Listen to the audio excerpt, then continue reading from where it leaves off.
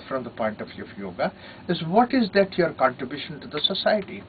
In fact, according to the yogic perspective, an individual is not totally isolated from the society.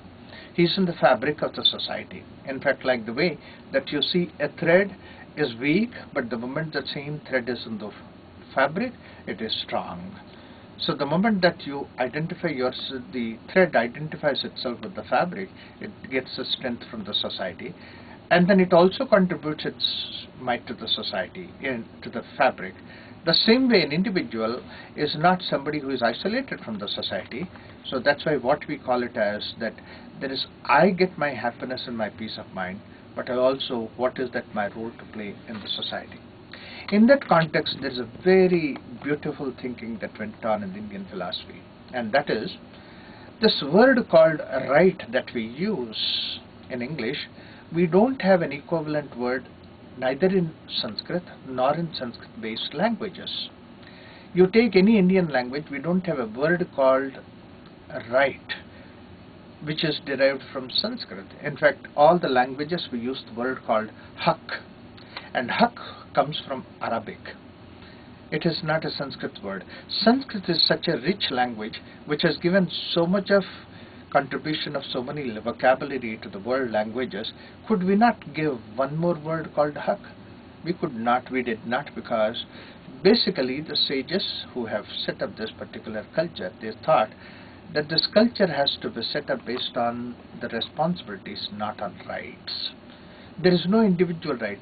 You look at whether it is Manudharma Shastra, go to Bhagavad Gita, Mahabharata, Ramayana, all these texts will give us what are the responsibilities of a person. Like the very simple example is when Rama is going to be coronated, at that time Vasishtha says, Rama, this is a time for Ayodhya to celebrate because they are going to have a great king. But for you, you need to do the tapasya because it's a responsibility on you. The king only has the responsibilities, no rights.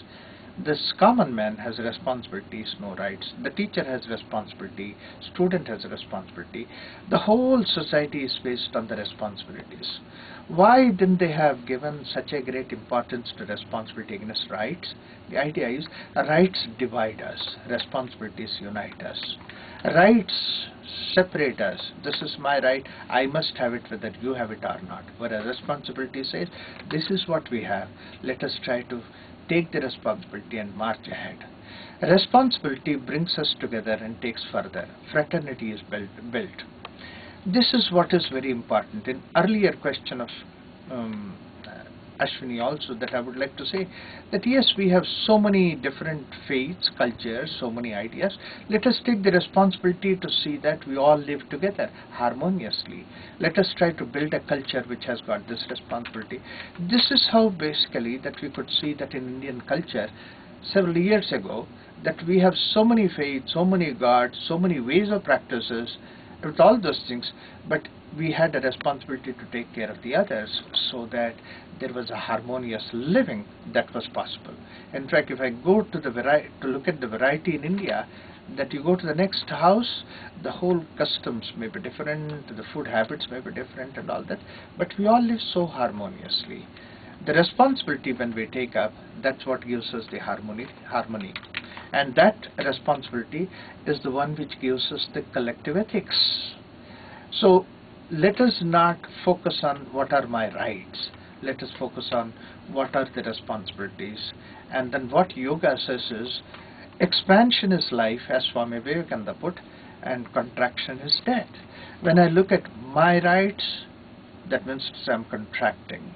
Whereas when I say that it is our responsibility together, that means essentially it is the expansion that is taking place.